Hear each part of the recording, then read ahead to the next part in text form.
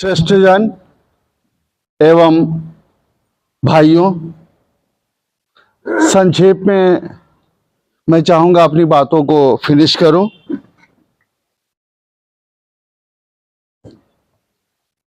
सरकार की ओर से बराबर टीवी न्यूज पे हम लोग को सुनने को मिलता है यूनिफॉर्म सिविल कोड लागू करने के लिए प्रस्ताव आया, एक उत्तराखंड में लागू हो गया, वगैरह वगैरह इस तरह की बातें आती हैं।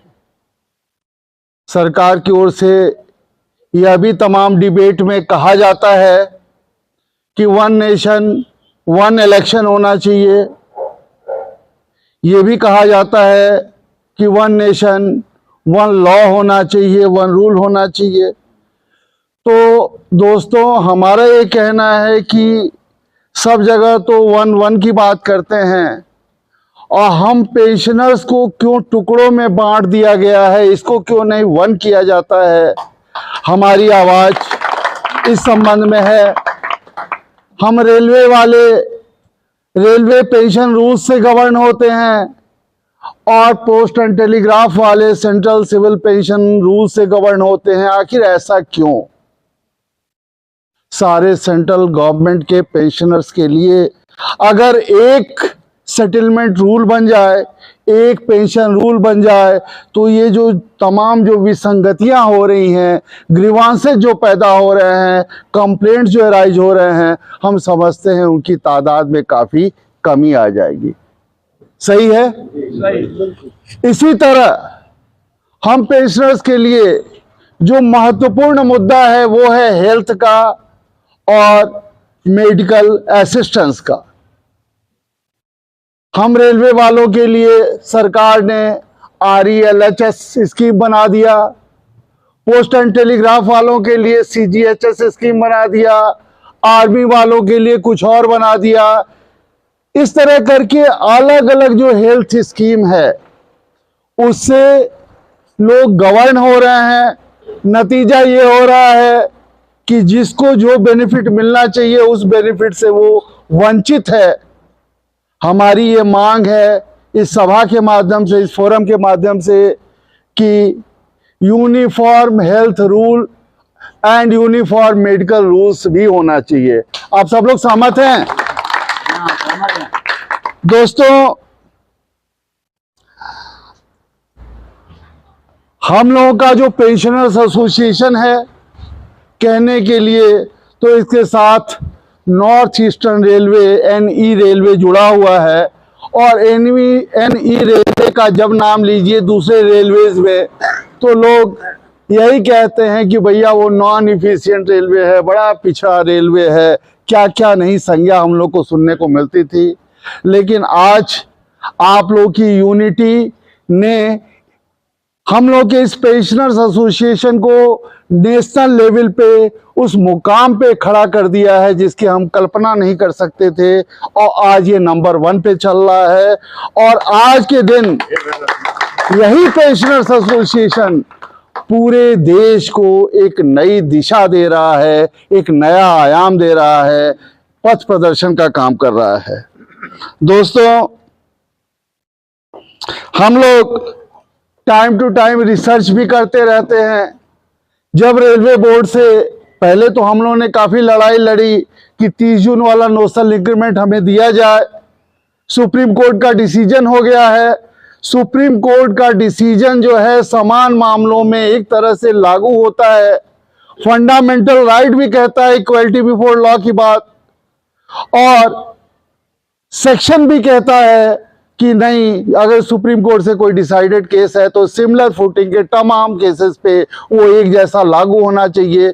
लेकिन इस देश का लॉ मंत्रालय, लॉ मिनिस्ट्री सोया हुआ है, वो इस चीज को मानने से इनकार करता है और जो भी डिसीजन आता है उसको सिर्फ एक शब्द से काट दिया जाता है कि this was a judgment in personam not in RAM.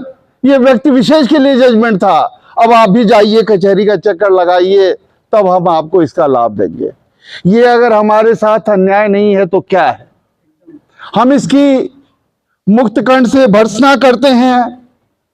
लेकिन जब रेलवे बोर्ड ने ये यहां तक कह दिया कि नोशनल इंक्रीमेंट हम उन्हीं को देंगे जो जाके कंटेम्प्ट करेगा, तो हमने सोचा कि क्यों ना हम लोग इसका एक रास्ता निकालें। हमारे पास संगठन है, हमारे पास लोग हैं। अगर 30-30, 40-40 का ग्रुप हम बना लेंगे तो जो वकील का खर्चा है, अदालत का खर्चा है, वो बड़ा नॉमिनल पड़ेगा। अकेले जाइए तो 35,000 40,000 लगेगा, इलाहाबाद चक्कर मारना पड़ेगा, उसमें कितना खर्चा लगेगा। लेकिन अगर हम समूह में करते हैं तो 30,000, 3,000, 3,500 में ये चीज जो है बड़ी आसानी से निपट जाएगा। और इस रास्ता को अख्तियार किया, आप लोगों का साथ मिला और नतीजा ये हुआ कि 320 केसेज में जजमेंट आ चुका है और 120 केस बाकी जो बचे हुए हैं, 440 का है, 120 केस में 80 केस का ओए बन चुका है, जो हमने कुछ दिन पहले व्हाट्सएप पे दिया था आप लोगों से। हमने ये किया था कि भाई आप लोग स्पेलिंग वगैरह देख लीजिए, कोई गड़बड़ी हो तो उसको मैं ठीक करा दूं।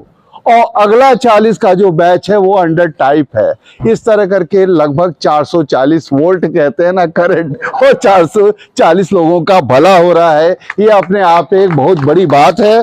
और दोस्तों, इसके साथ ही कुछ केसेस में 4 महीने का समय मिला, कुछ में 3 महीने का समय मिला। मैं ये देख रहा हूं कि अब अगस्त महीने में करीब 6 बैच का कंटेम्प्ट का टाइम आ गया। जून कोर्ट बंद है, जुलाई में खुलेगा, 1 महीने बाद पता लगा आप कंटेम्प्ट की स्थिति में हो जाएंगे। और रेलवे बोर्ड का तो ये कहना है, भैया जहां कंटेम्प्ट का नोटिस मिल रहा वहां लागू कर दो। तो ठीक है भैया, तू डार मैं पात मैं भी रास्ता निकाल रहा हूं। सही है कि नहीं है? दोस्तों, जो हमारे साथी 80+ के हैं, अगर वो अपना पीपीओ निकाल के देखें या आप लोग भी अपना पीपीओ निकाल के देखिए, तो उसमें गौर कीजिएगा कि आपका जो डेट ऑफ बर्थ है उसमें 80 जोड़ देते हैं, तो जो डेट आता है उस डेट की पहली तारीख को आपको लिखता है कि ये 20% एडिशनल पेंशन पाएंगे। जब 6वें वेतन आयोग की जो संस्तुति थी वो कहता था फ्रॉम 80 टू लेस देन 85, इसका मतलब भैया क्या हुआ? 80 लगने के साथ ही 20% आपको मिलना चाहिए और 85 के नीचे तक मिलना चाहिए। जैसे ही 85 हो जाएगा तो ये 30% हो जाएगा। सही बात है। हर चीज के रहते हुए भी आपको मिलता क्या है, या आपके पीपीयू में डेट जो लिखा है 20% का, वो क्या लिखा है? 80 साल पूरा होने के बाद मिलना चाहिए। पहले होता है 12 महीने के बाद। 12 महीने का पैसा सरकार जो है अपने पॉकेट में डालती चली जा रही है। ये अन्याय नहीं तो क्या है? इसके खिलाफ भी हमने सोचा कि क्यों ना इसके खिलाफ भी कोर्ट में जाके एक मुकदमा किया जाए, क्योंकि जब समूह है तो खर्चे हमारे बढ़ जाते हैं। एक बहुत बड़ा चीज है। और दोस्तों, जब इसके लिए मैंने नोटिसेस को घुमाया तो तमाम लोगों ने, काफी तादाद में लोगों ने अपने एप्लीकेशंस गवर्नमेंट के पास सबमिट किया। हम समझते हैं 1 महीने का जो टाइम होता है वो मैच्योर जैसे ही हो जाएगा तो एक समूह बना के उसको भी किया जाएगा। और हम समझते हैं कि हम जो पूर्वोत्तर रेलवे पेंशनर्स एसोसिएशन को जो मेंबरान हैं उनको ये बेनिफिट मिल जाएगा। अगर कोई 85 साल का, जैसे कोहली साहब हैं, इनको क्या है, इनको तो पता लगा 20% 12 महीने का मिला ही, और 85 पर भी जो 10% का बेनिफिट है वो भी मिल जाएगा। अगर 90 है तो पता लगा उसको और 10% मिल जाएगा। इस तरह करके ये बेनिफिट मिले और साथ में 12% 13% इंटरेस्ट मिले तो मजा आएगा सर? क्यों नहीं आएगा? कह रहे हैं मजा आएगा।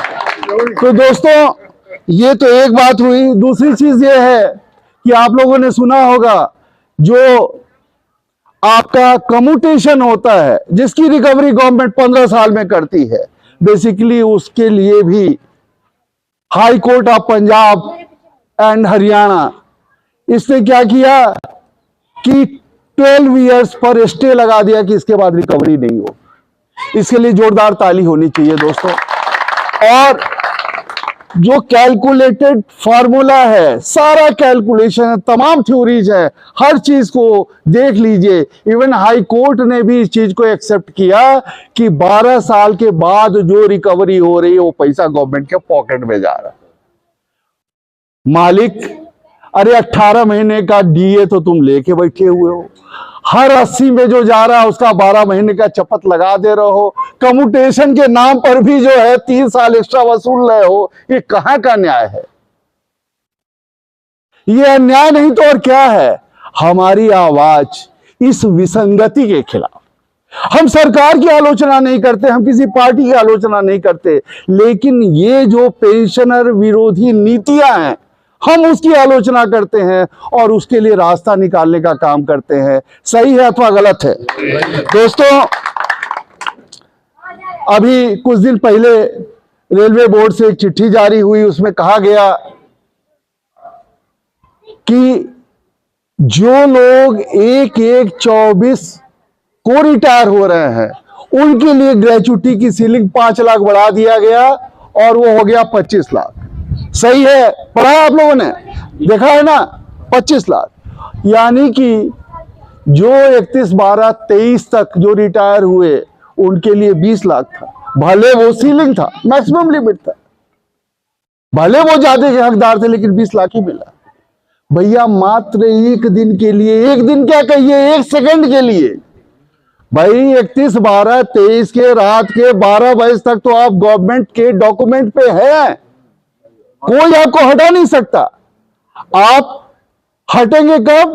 तो 31/12/23 को रात के 12:01 पे हटेंगे, और जब 1 सेकंड पे हटेंगे तो आप तो 1/1/24 में प्रवेश कर गए। तो भैया यही फंडा तो नोशनल इंक्रीमेंट का है, और यही फंडा जो है यहां भी लागू होगा। तो भैया जो 31/12/23 को रिटायर हुआ वो बेचारे तो 5 लाख पा सकते हैं। सही कह रहे हैं या गलत कह रहा हूं?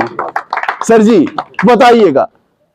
दोस्तों, हमारे बहुत से साथी जिनका डेट ऑफ बर्थ 1156 था, 1156 था सर जी, 2 मिनट, जिसका एक डेट ऑफ बर्थ 1156 था, वो कब रिटायर हुए? 31/12/2015।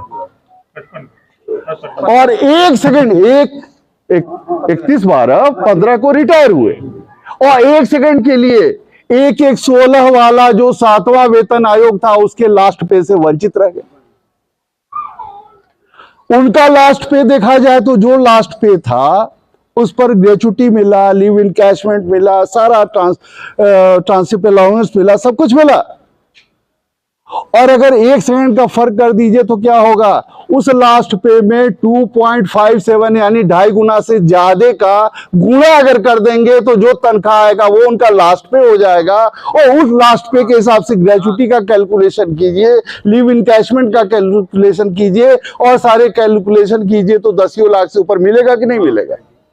अगर ऐसे लोगों को हमारा एसोसिएशन लाभ पहुंचाए तो अच्छा है कि नहीं है? और दोस्तों, हम लोग यही रिसर्च करते रहते हैं कि कहां से हमारे पेंशनर का हित होगा। क्यों? वो भी क्यों सोचते हैं? इसलिए क्योंकि हमारे पॉकेट पे हमेशा कैंची चलती आई है। सही है अथवा गलत है? दोस्तों, हम सिर्फ सरकार की आलोचना भी नहीं करते हैं, और ऐसा है कि हम लोगों ने एक जरूर आवाज उठाई थी कि हमारी तादाद सर्विंग एम्प्लॉइज और pensioner, state government, central government, इन सबको जोड़ दिया जाए, और एक एम्प्लॉय अथवा एक पेंशनर के फैमिली के छोटे से करीब 5 लोगों के कुनबे को अगर जोड़ के देखा जाए तो ये तादाद लगभग 12 करोड़ होता है, जो इस देश की आबादी 120 करोड़ का लगभग 10%। अगर ये नाखुश हुआ तो क्या होगा?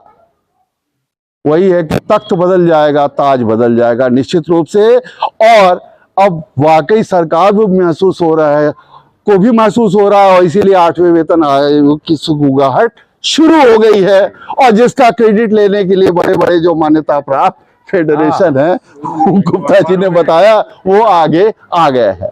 ठीक है, कोई बात नहीं, क्रेडिट तुम लो, हमें तो उसका लाभ मिल जाए, यही हमारे लिए बहुत है। सही है कि नहीं है दोस्तों? अभी अब गवर्नमेंट सोच रही है। अभी रिसेंटली प्रधानमंत्री महोदय ने जब कैबिनेट का अपना खाका तैयार किया तो जानते हैं, हम लोगों का जो मंत्रालय, कौन सा मंत्रालय? रेलवे मंत्रालय नहीं, हम लोग का पेंशन कार्मिक जन लोक शिकायत एवं पेंशन मंत्रालय है, और उस लिस्ट में देखिएगा तो सबसे टॉप पे वो मंत्रालय रखा गया है और वो प्रधानमंत्री के पास। उसमें minister of state doctor Jitendra Prasad. बड़ी अच्छी बात है, सरकार अगर थोड़ा सा वरीयता दे रही है तो इसके लिए हम सरकार का साधुवाद करते हैं। और रिसेंटली उन्होंने एक डिसीजन भी लिया, बड़ा अच्छा डिसीजन लिया। वो डिसीजन ये था कि जो सरकारी कर्मचारी किसी भी हेल्थ स्कीम से नहीं आच्छादित हैं, तमाम रेलवे वाले भी हैं, 1 महीने का पैसा नहीं जमा किया, उनको रेलवे की बेनिफिट नहीं मिल रही है, तो उनके लिए कहा कि उनको लिए हम आयुष्मान भारत का दरवाजा खोल दे रहे हैं। इसके लिए ताली बजनी चाहिए, सरकार ने अच्छा एक वो किया। पहले 60+ वालों के लिए पेंशन का कोई रास्ता नहीं था, अब सरकार नई योजना लेके आई, गूगल पे खोल के देख लीजिएगा, फ्री इंश्योरेंस भी कर रही है, ये बड़ी अच्छी बात है। और भी इस तरह का तमाम न्यूज आ रहा है, कितना बताएं, अगर बताने लगेंगे तो हम समझते हैं कि काफी वक्त गुजर जाएगा। इन्हीं शब्दों के साथ हम अपनी वाणी को विराम देंगे और आप लोगों का बहुत बहुत धन्यवाद करेंगे। दोस्तों, आज की डेट में भारत पेंशनर समाज देश का जो सबसे बड़ा जो वर्चस्व है, फेडरेशन है, उस फेडरेशन को संयोग से हमको बहुत ही सक्रियता के साथ असिस्ट करने का मौका मिला है। अब असिस्ट क्या, हकीकत यह है कि हमारे सेक्रेटरी जनरल साहब बिस्तरा पकड़े हुए हैं, तो आजकल वो भी सारा लोड मेरे ही ऊपर आ गया है। और 1 तारीख को जो हमारे पेंशन मंत्रालय के डॉक्टर जितेंद्र प्रसाद है, मिनिस्टर ऑफ स्टेट, वो विधवा एवं अविवाहित लड़कियों के फैमिली पेंशन के जितने केसेज पेंडिंग हैं उस पे चर्चा करना चाह रहे हैं और हमारे सेक्रेटरी जनरल जाएंगे। आप लोगों के भी नॉलेज में कोई इस तरह का केस पेंडिंग हो तो मुझको जरूर बताइए, क्योंकि हमें 1-2 दिन में, मतलब लेटेस्ट संडे को हमको रिले कर देना है, ताकि उस पर चर्चा हो और उसका समाधान निकले। ये भारत पेंशनर समाज की पहल है और हम देख रहे हैं कि आने वाले वक्त में बहुत कुछ जो चीज छूटे छाटे हैं वो सारा का सारा कवर अप होगा। Thank you very much.